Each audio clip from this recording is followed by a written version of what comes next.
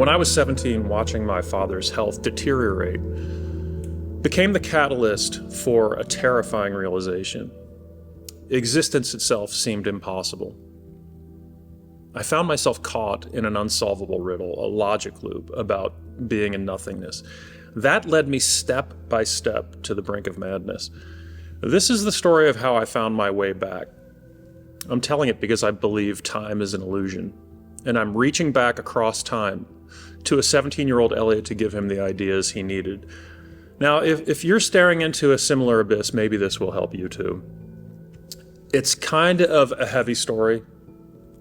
The story is light at the beginning, then it gets dark, but ultimately it lightens again. I tell my story, and then at the end of the video I put together a straightforward animation laying out the ideas that I needed. Now, relevant to this story is the fact that I grew up as a child in a middle-class neighborhood with access to excellent education, two parents who stayed together, who loved each other, a great brother, access to almost anything that I needed. I had tons of friends. It was pretty much an ideal 1970s and 1980s existence. There was one significant wrinkle in that my mother pointed out very, very early that my father had juvenile diabetes. He was born in 1937, and in the 40s, 50s, 60s, and 70s, and 80s, juvenile diabetes particularly, could be a kind of hell ride. When I was 16 years old and I was playing a high school soccer game, my father had experienced diabetic retinopathy, or vitreous hemorrhage. Effectively, what happened was there are fine veins in your eyes, and they hemorrhaged. This effectively made him go blind. Now, he could see light and shadow, but everything was cloudy. This event triggered a series of moments in my life that were destabilizing in a very profound way. Now, again, I was a very happy kid up until this point. I went to an absolutely amazing high school, and I literally had access to almost anything that I wanted. Again, we were middle class, but I wanted for nothing. As a result of this, I paid little attention to grades, and I never thought about the future. I had no need to think about the future. Why would I? And so I was not a very good student, but it was merely because of the fact that I felt no need to strive for anything. Now, eventually, as a result of my father losing his eyesight, he could not get out of bed. His health deteriorated fairly rapidly from that point. Now, as an aside, roughly at this time, in this time frame, was my first experience with what I have come to refer to as the toaster. Now, the toaster is this idea where since that point, every once in a while, I will be sleeping. I'll be fully asleep, dreaming about something inconsequential, and I will wake up as if toast is being ejected from a toaster. Now, when I wake up, all my neurons are firing, and I am not groggy in any way, shape, or form. I'm completely lucid. I could talk instantly, like I'm talking right now. The toast is a fully formed idea. Again, this at this point in my life, around 16, after my father lost his eyesight and became bedridden, was my first experience with a toaster, and the idea that came to me was one of absolute terror. Now, it wasn't simply that I had a nightmare. It wasn't that I had a bad dream. It was that I had a profound feeling of existential dread come over me in an instant. So everything changed nearly instantly, very quickly after my father's blindness. I Within a 3 to 6 month period, I became withdrawn, timid, alienated, both from myself and from others. Also, as incredible as this is to believe, my hair literally changed color. My entire life as a child, my hair was light blonde, and it changed from a light blonde color to a darker shade of the light brown that I currently have. Everything about me changed. I was unmoored. Prior to this experience, prior to this transition that I was undergoing, I was what I see as a loyal friend and a good person.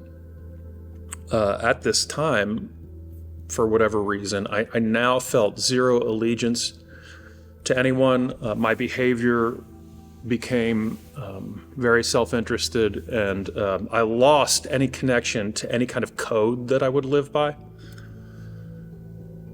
Now, it's a cliche about the kind of thinness and the thinness of life, but I swear to God it's true that when I would drive to school, the high school that I went to was approximately 30 minutes, a 30-minute drive across town. And in high school, I went to an all-boys high school, so a group of young men that lived in the neighborhood would share the responsibilities of carpooling to school. We would, get up at 7 or whatever. Car would arrive, or I would drive. Somebody would drive, and I would get in the back seat. If someone else was driving, we'd drive 30 minutes to school. In that process, if I were riding in the back seat, I had the very real feeling during this period, and I mean, it was a real feeling that the seat itself would or could give way at any moment, and that I would fall into a void of terror. And I had the sensation in driving to school that life was a paper-thin veneer that could crack at any moment, and I would be eternally and profoundly alone, suspended in a void of nothingness. And this was a very real feeling. It wasn't an abstraction. I could barely voice these ideas to myself. And the ultimate point is that I found myself in a loop of abstraction. My thoughts became trapped in increasing layers of abstraction. Now, unknown to me, my thoughts traced the metaphysical pathways of philosophers whose names I did not know. Now, I'm talking about this in a very, very real way. Now, this sounds cool. The metaphysical pathways of philosophers, it sounds cool and tough, but it was anything but that. And I would not have framed it that way at the time. As an example, the root of my problem began with as my father's health deteriorated. The root of my problem could be found in Descartes' "I think, therefore I am." Now, I would never have used that language. I wouldn't have used that quote. At that point, I wouldn't have been aware of that quote. This was a natural thinking process that I think, therefore I am. I became obsessed with the idea that I could prove my own existence through my thinking. That I knew that I exist. But it was impossible to prove the existence of anything outside of myself. I began to question whether everything that I was experiencing was merely the result of an extramental projection. Now, I have to drive home the point that when I say obsessed, I mean I was filled with a profound terror that was coupled with these thoughts. These words that I'm saying now fail to communicate the emotion and the feelings that were affiliated with this. So while the thinking was very abstract, none of this was an abstraction to me. So this Descartes' notion of "I think, therefore I am" led me to questioning the field of causality. This is the idea that really sent me over the edge. Now, it's important to point out that I was not reading philosophy at this point. This was all natural thought process that I believe was triggered by my dad's deterioration. Again, it led me to questioning the field of causality. And that was the idea that brought me to the brink. The field of causality, if we're keeping it extremely simple and risk doing violence, the idea of cause and effect and time and beginnings and ends. If everything that we know, and again, I'm stating this as simply as possible, if everything that we know has a beginning and an end, how is existence even possible? Now, it is important to point out that in my story and in my life, that at this point I was at a Jesuit all-boys high school, and I went to a Catholic grade school. I was at that point and remain a theist. The stable ground upon which our entire existence had been built as a family and as a community was the idea that human existence was the result of a benevolent and loving God. These events, again, questioning the field of causality. If everything that we know has a beginning and an end and is bound by time, how is it possible that there is a benevolent and loving creator of the universe or of existence? Now, I slipped further and further into a kind of inner darkness as I couldn't seem to think through causality. And to make it very simple, if we believe God created everything, who created God? The impossibility of it all plunged me deeper and deeper into abstraction and darkness.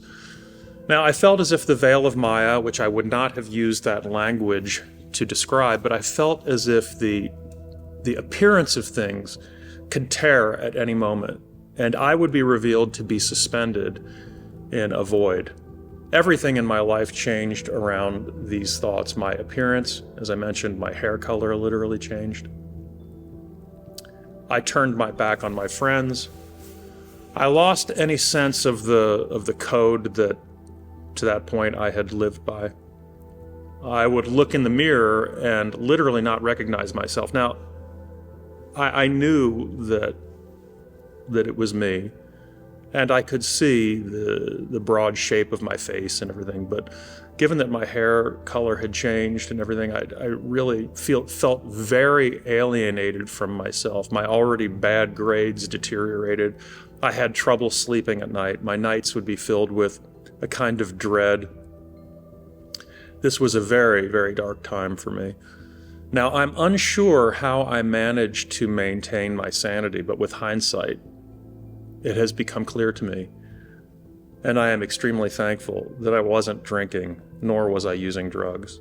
Now, as my senior year in high school ended, my dad's health worsened, and eventually, although I had an interest in getting a college degree, I had absolutely no interest in going away to college, but eventually I went away to college. This was 1985, and I somehow managed to arrive from Cincinnati, Ohio to Western New York State at college. It's almost impossible for people that are young to believe this at this point. I mean, they believe that there were no cell phones, but there were no cell phones at the time, and there was almost no connection to home or my previous life. And I came from a very specific cultural location, again, a homogeneous monoculture, a kind of Catholic ghetto.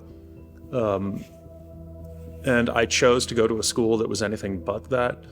The culture, almost everything about the college that I went to was completely different from how I grew up. There was no connection, almost no connection to almost everything that I knew as a kid. This deepened my sense of alienation. I remember my first weekend at college feeling as if I was on Mars due to the lack of connection to my previous life. Or, maybe more accurately, I felt almost as if I was in hell. Now, my entire existence seemed plagued by this recursive loop of abstraction that I referred to. I was desperately trying to reach out beyond myself into the void. Now, with hindsight, it's pretty clear to me now that some of these issues were created structurally. My first experience with the toaster was a kind of early warning system. And it was pretty simple. The ease and comfort of my early middle class or upper middle class life in a loving family left me completely unprepared and unskilled to fend for myself. My understanding that my father's life was coming to an end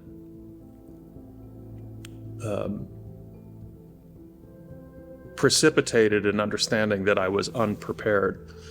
My dad died on May 18th of my sophomore year in college, and I had no one to turn to. I was so filled with the terror of the thoughts in my own mind that I couldn't speak them to another person. Now, with hindsight, I now believe that on the simplest level, my father's deterioration, his stepping down the ladder, going blind, then becoming bedridden, then passing away when I was 19, eroded the foundations of my life. And deep inside, I knew that I was ill-prepared to take care of myself. I had no way of putting food on the table.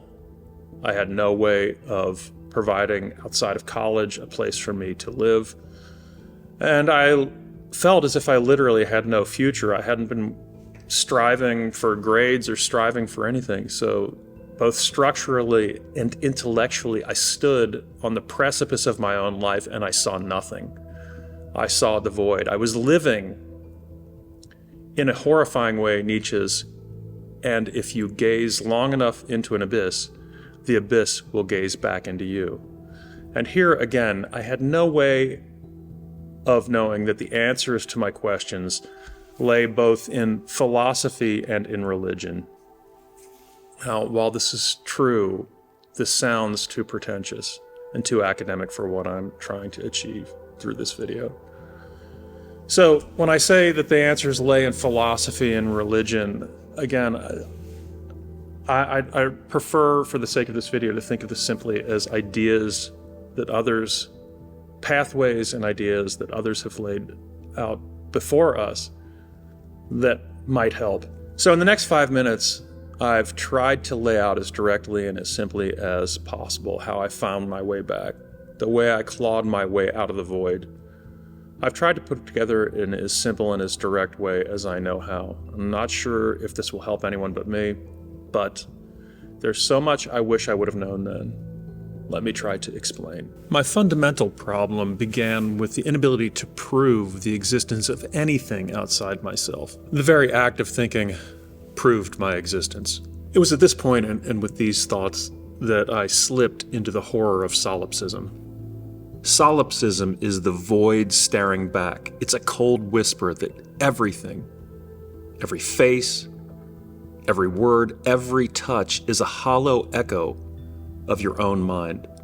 The world's a mirage, people are phantoms, and meaning itself is a construct of your solitary consciousness. You're the sole inhabitant of an empty cosmos, the architect of a reality that exists only to deceive you. Nothing's real but you, and even that is uncertain. My descent into solipsism led quickly and naturally and inexorably to the idea that pure being and pure nothing must therefore be the same. This deepened my dread, existential horror, and my anxiety. The thin veneer of existence in the phenomenal realm had collapsed beneath my feet. I now lived as if I was suspended in a void of pure nothingness. In the depths of my despair, echoing the words of Jesus on the cross, I cried out, my God, why have you forsaken me?" Step by step, I began to question the stable foundations of existence. I became tortured by the field of causality, by beginnings and ends, by time, by the seeming impossibility of it all. Exhausted, trapped and alone, in the depths of my despair, I surrendered. I surrendered to the terror, to the illogic, and to the emptiness. In my surrender, I found a new hope. I now understood that reason was insufficient. In my surrender, I found a new hope. I now understood that reason was insufficient, was impotent, and unable to contain, explain, or substantiate the noumena. I understood that the true nature of reality lay beyond names and forms, reason and logic, beginnings and ends, and time and space. Objects in the noumena, the source of existence, cast invisible shadows into the phenomenal, into our world. We can only see without seeing, and know without knowing. Here we go, honey. Here we go. You ready? Die. Here we go, car. All those things that matter, those things that prove we are not alone. Love, faith, fidelity, responsibility, that thing we call God, exist in the noumena. They stand outside of our world. They are impossible to prove, impossible to see, and their very existence, our very existence, is an impossibility. And yet, this is the entire point.